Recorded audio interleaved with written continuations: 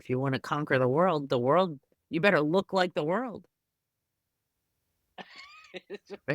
and act like the world and accept the world. Welcome to Small Acts of Rebellion, a podcast where the unspoken narratives at the intersection of our personal and professional lives come to light. I'm your host, Heather Pridemore, your guide on this journey of discovery and defiance. Join me as we uncover the rebellious spirit that shapes our careers and lives. It's time to own your story. Are you ready?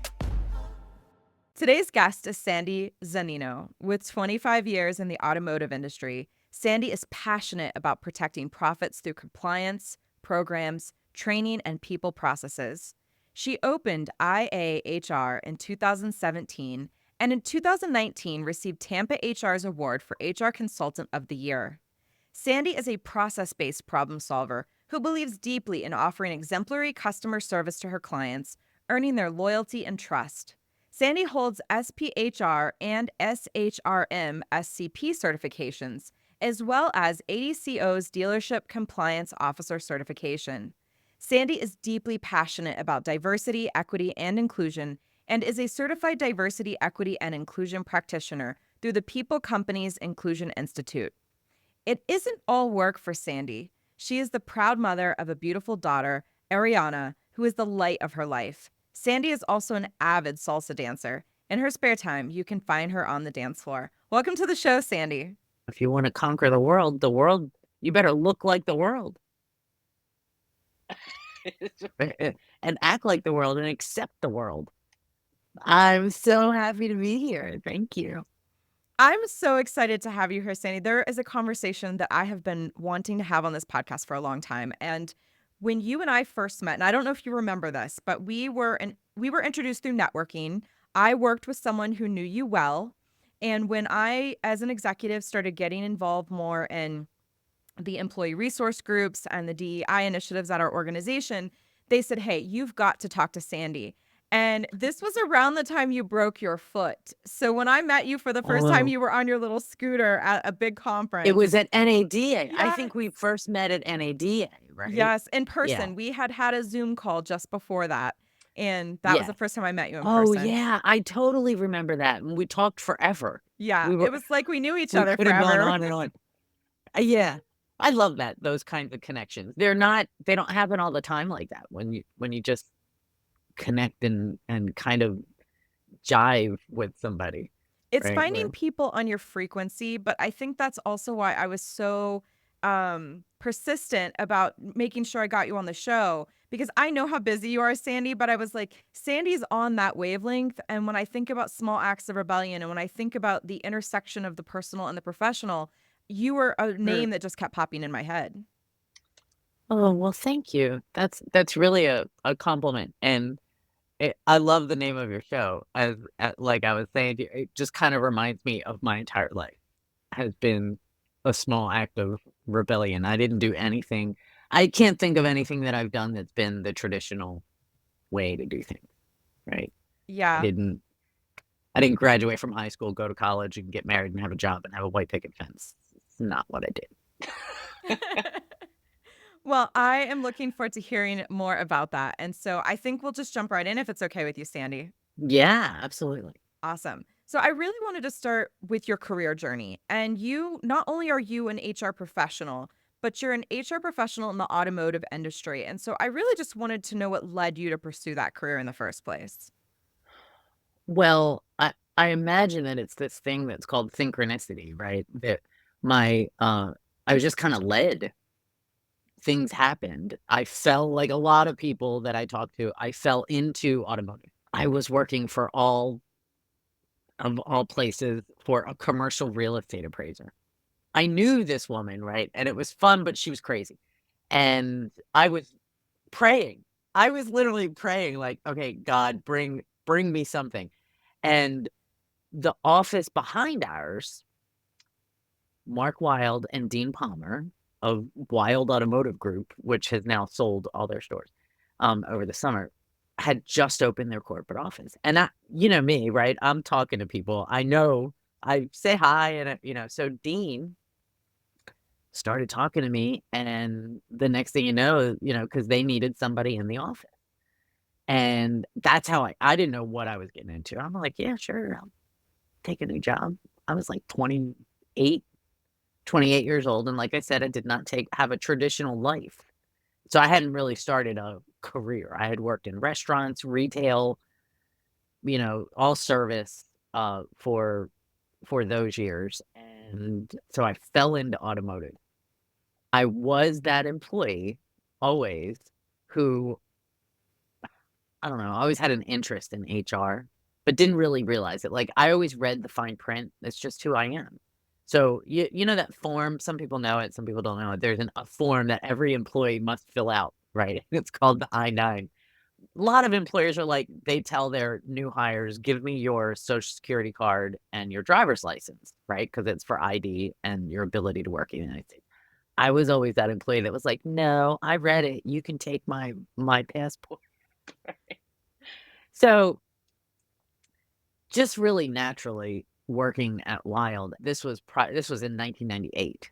So, there was no HR anything, right? They didn't even call it that. The office managers, everybody was, those office managers were all responsible for the onboarding, the paperwork, the compliance, and all of that. And pretty soon, because I read that fine print, everybody kind of started to realize that I read the fine print, and things started coming to me. 401k came to me. It just grew though, and I started learning, and I really started learning about HR when there was a defining moment that I realized there was a Department of Labor wage and hour lawsuit is what happened, and there was no bad intent on the side of my employer, and they're amazing people, but there was a piece of information that we didn't know. So this was probably about 2020, so I was, like, 2 years in. By this time, I'm running the corporate office, I'm doing payroll. I created the first website. Like, "Just give me something," is what they realized, right? Just throw something at me. And I think we all at the same time realized that I'm smarter than any of us really realized. So, including myself, I was unaware at this point in my life. So what happened was, and maybe there's some people that have businesses that can relate. One of the office managers at one of the stores was pregnant, she was gonna go out on FMLA. Well, she had a preemie baby, right? And she ended up being out, it was 4 months, right? And someone else in the office was put into her seat, given the same salary under the, supervision of the CFO. Right, so she did, all of the same things, except she didn't have the ability to hire and fire, right? Or discipline anybody that was, wasn't her staff. She was leading, she was stepping in, she got the same salary, and she stopped punching in and out, which a lot of people with a salary don't do. And I don't remember, she'd left and got a new job, and I don't remember any hullabaloo, there wasn't a big thing. Somebody went and got a new job. Well, a couple months later, we get a letter from the Department of Labor saying that she claimed that she worked 60 hours a week so that we owed her overtime. At first, we were like, "What?" She got paid salary. She goes, "Well, what we didn't know at the time, and that I know now, and I'm a wage and hour, like, I study this stuff, right?" So we lost that, right? And it was that time, that was my defining moment when I realized, "Oh my god, if I learn," and that knowledge is power, right? That's when I started understanding that knowledge is power. Because had I known, I might have been able to prevent that. And the other thing that I realized was, you know what? HR, no way you can spin it into well, there are ways you can spin it into a profit center. But at that point, I didn't understand that. But I was like, I can sure help protect these profits, right? Because it was more money than I was making in a year that we had to pay. And that's just the way it goes, if knowledge, it's important. It's important to protect the profit. I don't want to get too far ahead here, Sandy, but your statement where you're at just segues into like my next question. And I really just want to make sure that, we really hit the nail on the head while we're here. And so when Sure. you were talking just now, you were talking about all of the sort of risk that you're helping the company avoid. And I think one of the things, especially people who maybe don't have a lot of experience in the corporate world, you know, what is HR's role? So, what are the core Mm. responsibilities and who does HR ultimately serve? Are they for the support of the employees? Are they for advancing company objectives? And I think that's where HR gets to be a little bit tricky for a lot of people. Well, Heather, this is a thing. First, I'm going to start with the second part of the question, right? Who HR serves. And maybe because, it serves everybody. To me, HR is a customer service position. And I mean, I've talked to HR professionals. Like sometimes I coach other HR professionals. And if I'm your coach, you are coming at HR as its customer service. Your customers are all internal. And the company, of course, the managers and the employees. Like for me, it's everybody. It's an organism. And when you can create win-win-win across those three, holy crap, man, like some really amazing stuff can happen, right? Many companies say our human resources are our most valuable resources, right? Because what are you without your employees?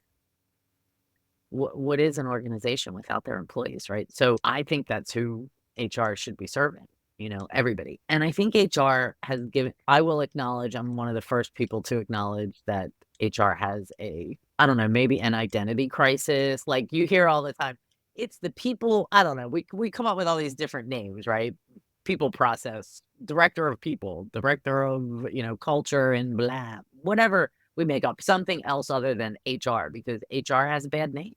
People hear HR and one, especially in the dealership, it's that person that you don't know.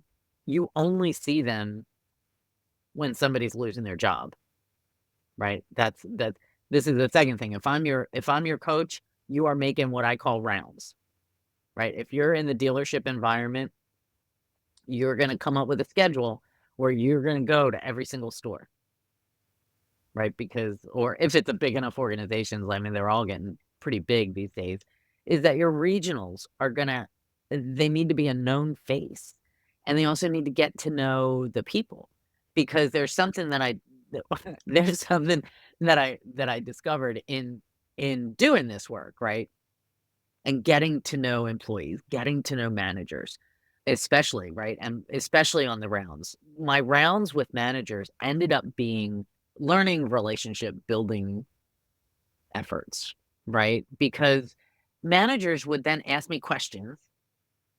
And because we didn't do any formal training, right? We didn't do any formal training about FMLA and all those things that managers really need to know. I would do it that way, just by building relationships. And we'd talk about something would happen within an employee. And I would find out first because I got to know everybody, right? And, I ask any HR professional, and FMLA is going to be one of the biggest things, especially in a larger organization where managers don't realize that they need to alert HR in order to start the process. So I would go do my rounds. I'd be like, "Hey, where's Joe? I haven't seen him in, 4 days." And I'd find out that he's having a knee replacement or something, right? And I'm like, "Okay, so here's the opportunity to learn about what we need to do to give." So I don't know. HR is it's not an easy thing. Many times it's really, a job that isn't appreciated. A lot of people don't know what we do on the back end, especially in dealerships, right? Because for example, I lived on spreadsheets because we don't really have software that talks to all the other softwares. As far as I know, there still isn't one. I mean, there's not a real HRIS system that integrates with everything, that integrates with the DMS, that with the CRMs, with your whole system. So I lived in spreadsheets, right, in order to do everything. So I do love HR because I love people. And I think, Heather, what I love the most is the result of those win-win-win, you know, situations when you can do it, when you do the customer service right. I So the think first part of your question, wait a minute, well, I should answer the first part, right? You asked about what do I think are the core responsibilities? I think it's really simple. It's compliance, it's culture, it's communication, and it's care. The 4 Cs. Those are the 4 Cs of my company, actually. Sandy, that's a lot. I mean, I think I think there's a I'm couple. extra. No, I just think there's a couple things to unpack there because I don't disagree with you about the core functions. But when you think about the function of HR within an organization, being responsible for all of those things is a lot to carry. I mean, HR is the group that's handling all the new employees, like the onboarding and making sure that they're set up from a technical standpoint within the organization. They kind of set the initial culture. So before anyone deals with their new manager or their new team, they're often already pretty well, knowledge of the HR function, those folks over there.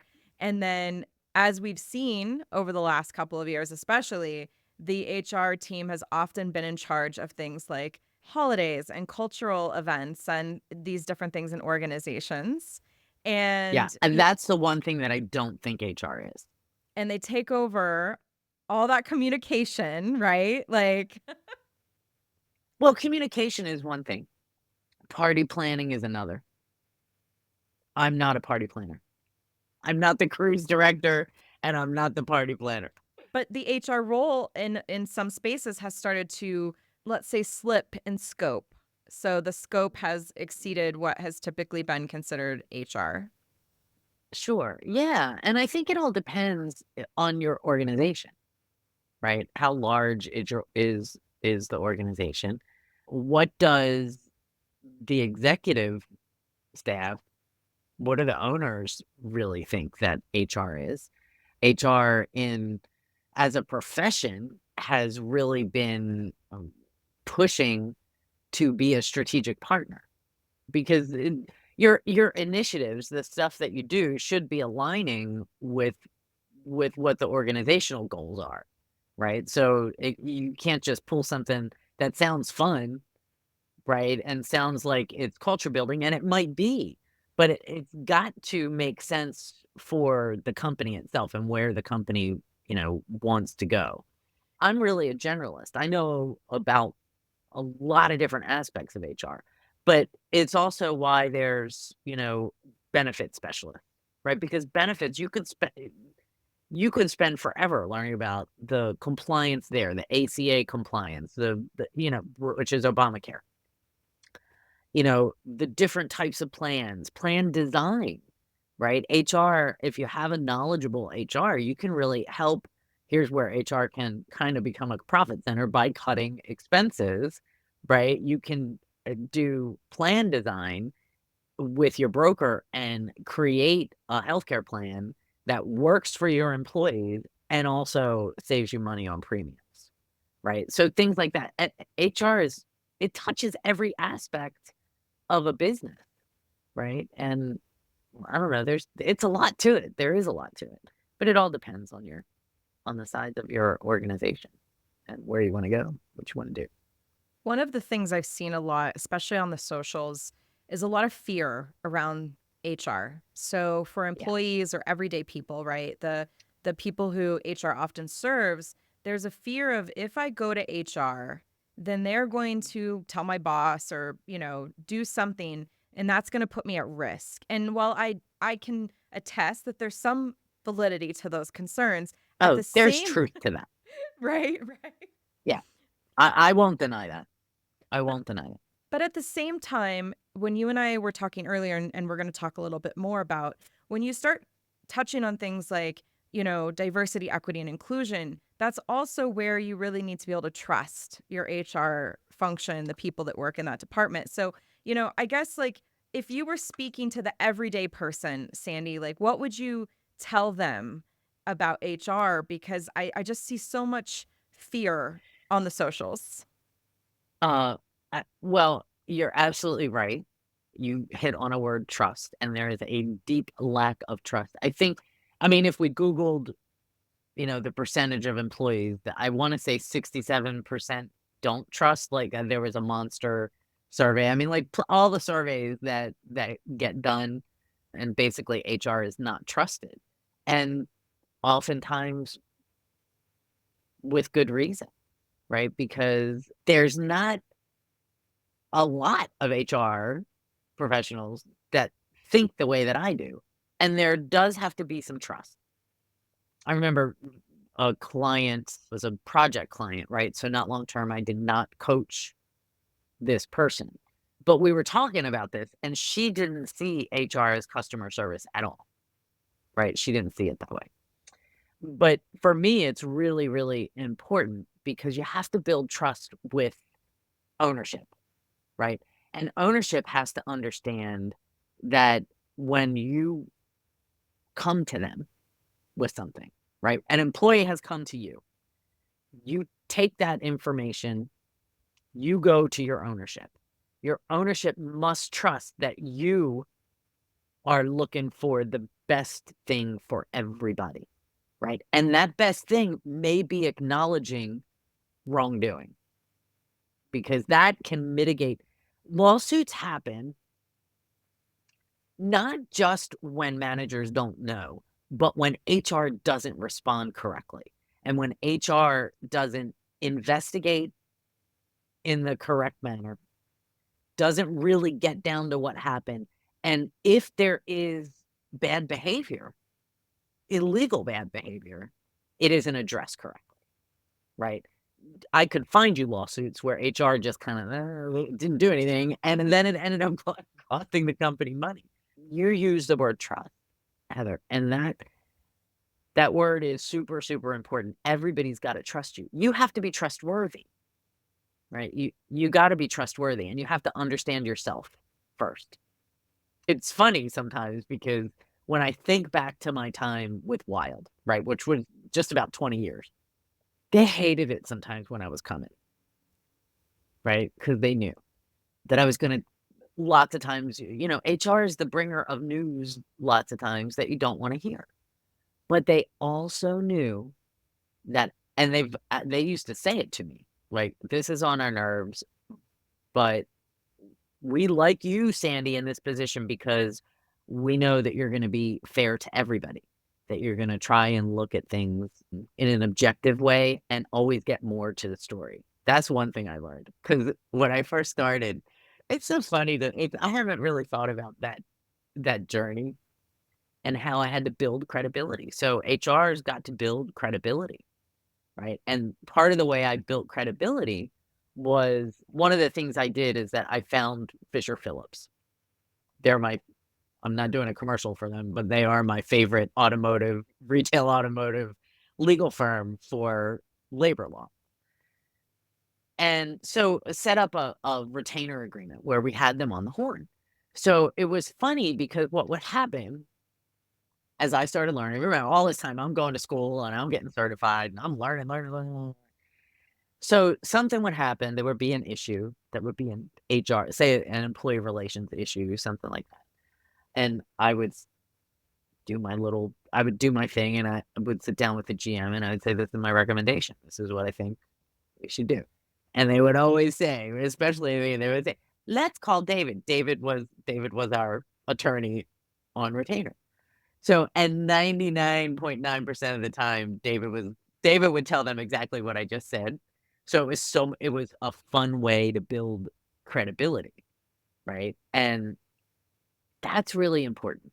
That's really important. And I hope that one day HR can change its trust factor, I guess, or whatever. But I mean, I don't know. It's a challenge. It's a challenge sometimes, right? Because some people are afraid, and that comes from leadership. Leadership has to trust, I think. Leadership's got to trust that HR is doing the right thing in order for HR to have the ability to say, you need to listen to what I'm telling you because it puts us in greater danger if you don't. Who do you think is a good, like, person for HR? So when you think about the values or the skills necessary to be really successful in HR and to Mm, be able to sort of navigate some of those things that you're talking about, Sandy. Like, who do you like? Who do you think that person is? What do they look like? You mm. know? That is such a great question. That is such a great question. And I encourage anybody who is trying to fill roles to ask yourself that question for whatever role you were trying to fill. Not just, need somebody that knows HRIS. Let's look at this one. I need somebody that knows an HRIS system. I need somebody that understands benefits. I need somebody that knows, the Department of Labor wage and hour laws, as well as the, FMLA and leave and workers' compensation and all the other things that, yeah, that HR does. But who do you want in that role? The first thing I would say with somebody who has the ability to build relationships, somebody who has the ability to listen, really listen, and not listen to respond, somebody who understands that there's always another part of the story, somebody who understands framing, right? Framing situations, somebody who wants to dig deeper to find out what's really going on. And as an example of things like that, like I have there lots of times, and especially in dealership, right? We're not good at documenting performance, and there's bias that comes in there anyway with performance. You do an annual performance, you're not evaluating the entire year. You're looking at the last 2 or 3 months is what the manager is looking at, right? And that's called recency bias. It's actually a bias. So I've had managers sometimes that come to me and they're like, "We're ready to pull the trigger." And it might be a longtime employee who's been a good employee and it's like, "What's going on? What do you mean? Like, what has happened? Tell me about it. What exactly are they doing or not doing? And when did that begin?" And guess what I would find out sometimes? That somebody's sick in their family or, framing like what it, or they're in the middle of a terrible divorce or something, right? That is causing, and all that's needed is a little tweak, right? There was one that had a sick child and it was scheduling. It was like they need to come in 30 minutes later and leave 30 minutes later. It's that simple. Boom, fixed. Right, so somebody that understands things like that. I mean, you want all of the other stuff. Somebody who knows, because we can't know everything. I do not know everything, right? But somebody who knows how to get the answers, how to research, right? How to get what you're looking for. Somebody who sees the bigger picture. So, somebody who has integrity, that I would look for core values that match the values of the company. Right? Like, I love this question because that's the who, right? I might think of some other characteristics of your perfect human resources. Somebody who's smart, intelligent, yet doesn't think they know everything.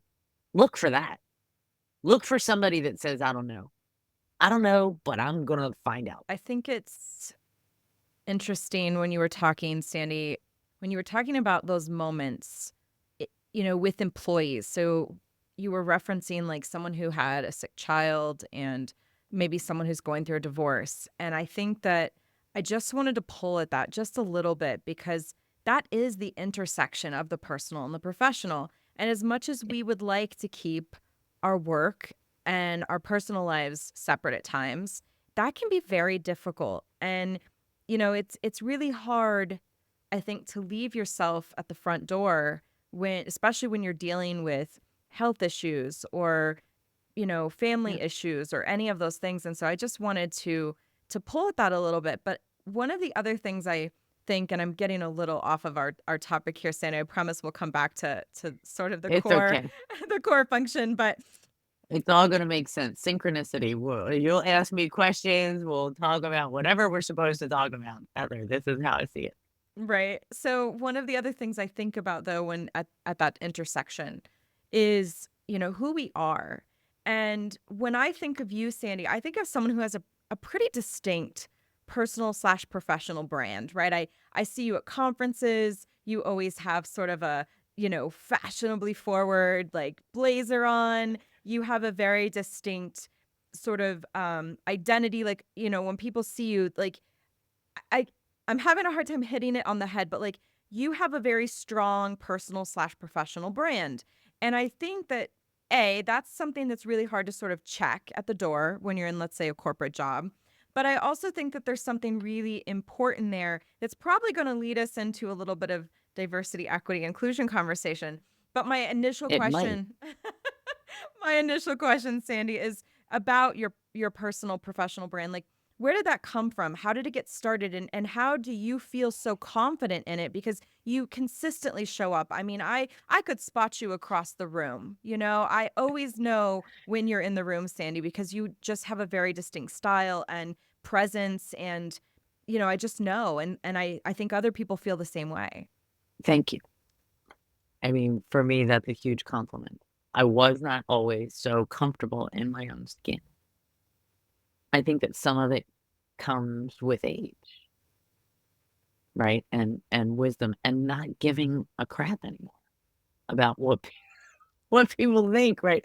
And, at one point, I just said, "You know what? I'm just gonna be who I wanna be." It's not intentional to build my but I tell you what, you said maybe this will lead into DEI, because when you started talking about this, because you're right. And today, I mean, like, I have one client that's a CPA client, and I'm like, "Look, with your strict dress code, I can never come and work for you because it's not happening. I'm not fitting my square self into that round hole anymore. Not doing it. I'm staying who I am." Not that I don't stay in parameters, right? My first conferences, I went in high heels, first of all, which I love high heels. Don't like a lot of people, know me for high heels. They knew I was coming at work because they could hear me, you know. And I do love like a pencil skirt, and I love that look, right? Um, and so my first conferences and things like that, I went very buttoned up, very corporate-ish looking. I saw men wearing whatever the hell they wanted to wear, tennis shoes, right? And I was like, okay. I was like, why can't I mean, I was just kinda like, why can't I be me too? Right? And it was at that point in my life also, I hit 50, and I was like, I'm bringing 80 Sandy back, first of all. And I started wearing all my earrings because I used to only just wear, one very small, even with my short hair, because in the 80s, I had earrings that were as big as my head, right? And, I just started bringing my own personal style with me wherever I go.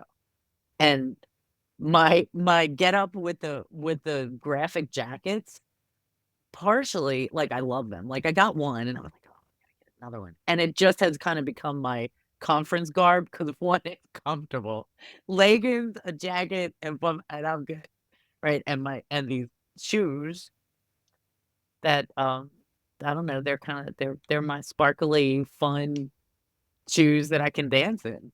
That's so it's hard to be ourselves, and I think, sometimes, I think it's easier for men. Men often get applauded for things that women, I mean, we can get it is what it is, right? Like, this industry is predominantly male.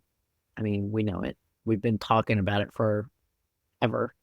Women have been at 20%, somewhere around it, ever since I've been in this industry, and there's reasons for that, right? So, it's fun to hear you say that I wasn't really going for having a brand, but I guess I have kind of built a brand.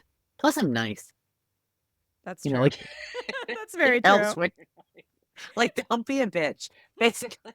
Don't be Very true. uh, Being nice helps. mm. Yeah, be a nice help. So I think that's actually a good segue, Sandy, because I also know you from the conference circuit, right? You come to a lot of conferences, you're a speaker. You're also a really big advocate. And when I talk about advocacy, you're really focused on diversity, equity, and inclusion. And it's something that I value, which is probably part of the reason that you and I connected so early on.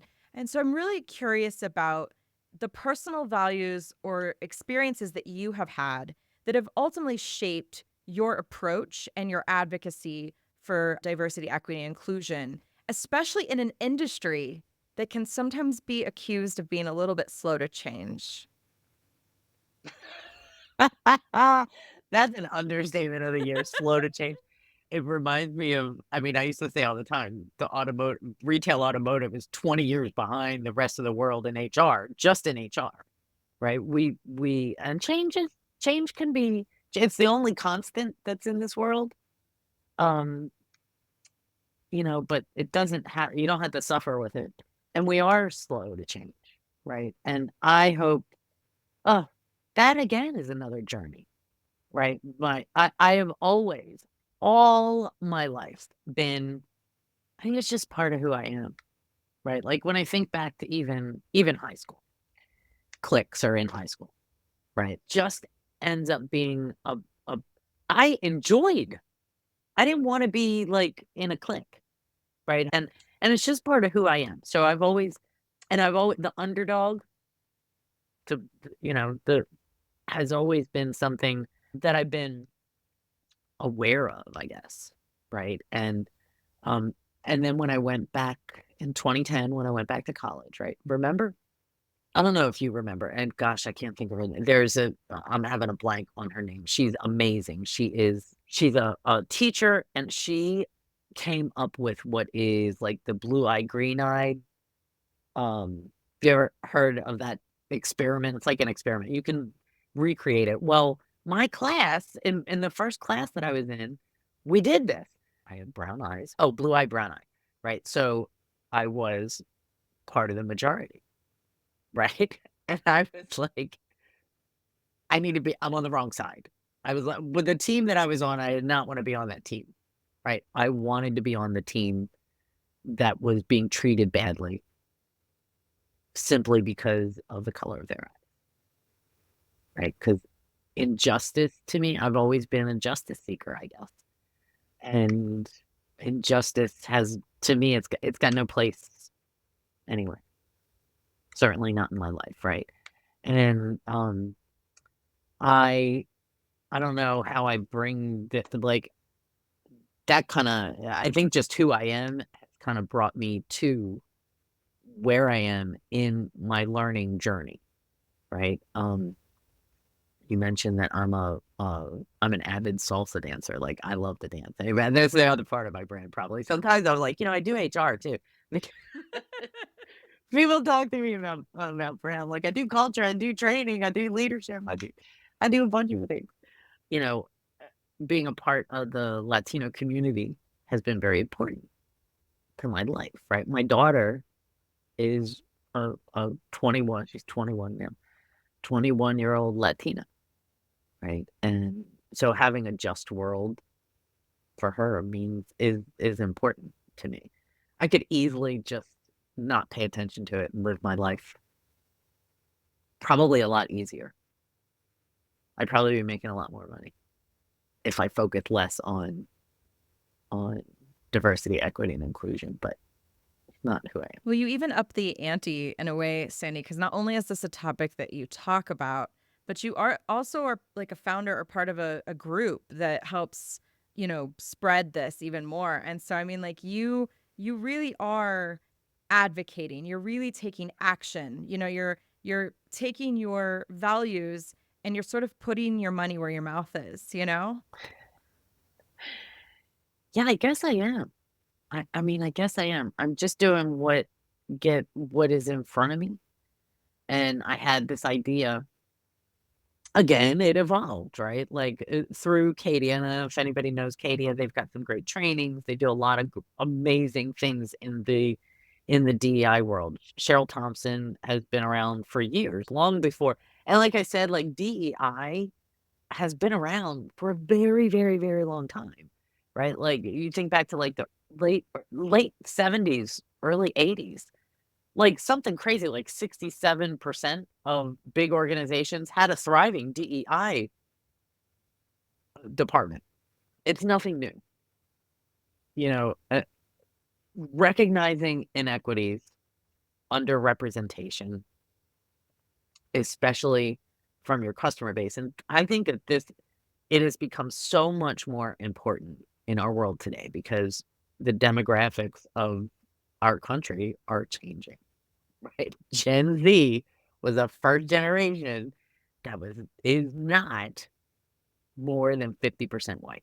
And we are, I mean, like, I grew up with that Schoolhouse Rock, right? I don't know if anybody remembers we're the melting pot, right? We really are the melting pot. So I think that it becomes so much more important for all of our workplaces because for our customers and for our candidates who are the same pool, by the way, right? It's all the same people. So we have to be able to connect, especially in car dealerships, right? We got to be able to connect with the people that we're serving.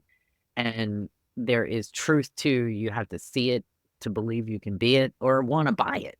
And so I think that DEI is really important. And I did start this idea for it's now called the Automotive Inclusion Council. So, if you I got the talk last year at NADA. I didn't even apply this year. I've been so busy I didn't even apply this year. But I got to talk last year at NADA, and what the council realizes, the members of the council, and right now there's 14, a new member just joined, so I'm excited. What the council realizes is the thing that I brought to them, and I said, "Look, we have been talking," and this is what my NADA talk was about, or partially. We've been talking in this industry, in retail, about 3 things since I've been here. We've been talking about the gender gap. We've been talking about our inability to attract new talent, particularly emerging talent, and turnover, right? These things we talk about as individual challenges and we throw solutions at them, right? Turnover, have good onboarding, right? Make it a good start and then they'll stay, right? I'm not saying don't do these things, but there's something missing. And I think what I realize is like, holy crap, these things are not individual problems. They're symptoms of a larger problem, right? Like this is what we're getting because the industry as a whole has not really embraced inclusion and what that means. And there's so many different ways we could look at the examples of that, right? Let's look at minority ownership. Right? And so we know there are a lot of if you know anything about how to buy a car dealership, there's a lot of barriers, right? Not just the political stuff with the OEMs, who you know, and blah blah blah blah, but there's a lot of financial barriers. There's just a lot of barriers. I was just did with Reuters a panel talking about how there are 19, and the numbers have changed a little bit, right? And they've gone down. There are 19,000 car dealerships in the United States, and something like 1,400 of them are owned by minority dealers. That does not reflect the world we live in. That doesn't reflect our population at all, right? That's 7%. And, so I started the council and it's really evolving. It continues to evolve all the time. I'm not like queen of the council. I was like, I don't want to be queen of the council. So what the council itself, it's a really peer-to-peer network and and I do something monthly. Either it's a panel, I might do some education. I've done like a interrupting bias, for example. Like I might bring that one back. Maybe I'll put a survey out and figure out what I'm going to do. And so sometimes I deliver some content. Sometimes I have outside speakers come, like Deloitte has come and presented. So, but this year, the monthly things are not just limited to members and guests of members. It's I've just opened it up to anybody that wants to come. Last month, at the end of the month, Dana Cleve from Walzer Automotive Group reprised her NADA talk. right? About ERG 101, right? Like how to build an ERG and what do you need to do? And, so the council is something that's really important to me. And the hope is that the council can have enough powerful voices on it that we can get some research done. So, which is really hard. Like and I need anybody out there that knows how to do surveys, can get this stuff, like come and help me, please, because there's we don't have in retail automotive, we don't have a business case for inclusion, equity, and diversity and belonging. That's just for us, right? There's women at the wheel. We know the problem, but we don't really have a business case just for us, right? So I want to do some case studies. There's things that I want to do, and to be able to put out some recommendations for our industry, right? Because we are such an amazing industry. Think about how much more amazing it could be. I think sometimes there's this saying, the good is the enemy of the best. It's a saying that's been really close to my heart since 1993, the first time I ever heard it. And it impacted me so much, I remember the year that I heard it. The good is the enemy of the best. And it really made me think. And it helps me understand that being satisfied with just doing good stops me from being amazing, right? So I think we have this in our industry. Car dealers do really well, right? When you're looking at financially, right? So there's not this big need to change because we're not hurting. Change is often something that comes when somebody has a pain point, right? And then you make a change. And at least the kind of change we're talking about, because what real, true inclusion, diversity, and equity work takes is systemic change. It is a journey that starts with HR and doing an audit.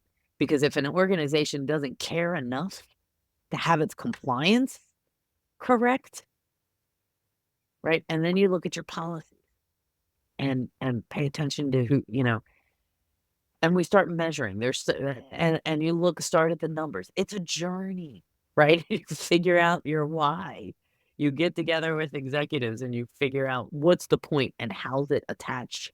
Always tying it back to the organizational goals, right? If you want to conquer the world, you better look like the world and act like the world and accept the world. Well, Sandy, we are approaching the end of the show, and I love to wrap each episode by saying, if someone said, you know what, this was too long, I did not listen, what is the one thing you'd want them to take away from this conversation? Love yourself. Know yourself. Love others. And get to know your people. And we didn't even talk about WOCAN. Well, were there any final thoughts on WOCAN that you wanted to share, Sandy? There are some final thoughts, right? There really are. And WOCAN is something that is near and dear to my heart because, when I started learning, I started doing some learning prior to 2020. It was more social justice and really coming to understand the world around me with my daughter. Right, coming to, I think it might have been after she called me boomer. She was like, "Hey, boomer." I was like, "Look, I'm X, Missy." But we started doing some learning together, and I did some courses with this organization called the Racial Equity Institute, and I really started learning, and I learned, and in particular, right, women of color. WOCAN is so important, right? And people having a space where they can love themselves, be themselves is super, super important, right? Because you talk a little bit, Heather, about bringing yourself to work and how I get to be who I am, right? There's a lot of people who don't, in particular women of color. I mean, just take a look at all of any high level woman of color and tell me about her hair. Is it natural or is it straight? And having to not really be exactly who they are. But people of color in general fare worse in our country under everything that we measure, right? And when I realized that, I was like, like that's so true. And we have a tendency, and I start learn yourself, right? Like probably the, if, talking about takeaways. One, come and check out WOCAN. We also have an ally membership. It's super important. Allyship is a verb, and it's about what you do, and it's not like a hat that you put on. But I think if you're a leader, the other thing to do, especially when we're talking about inclusion, is really come to know yourself and build some emotional intelligence. One, people with emotional intelligence make like $30,000 more than people without it, right? So build some and get to know your people. Really get to know your people. Learn how to listen and learn how to be open and share. And maybe we can make some change together. That's beautiful, Sandy. I really do think it's true. I mean, in my own ways, I'm trying to have an impact on the world, and I hope that through the collective efforts of a lot of people like ourselves who are on this frequency, we can all help shift the narrative. So thank you so much for being on the show, Sandy. Thank you for having me. I have this time has flown by for me. If you enjoyed this episode and are seeking to redefine success on your own terms, subscribe to Small Acts of Rebellion and join a community that celebrates authenticity and personal growth.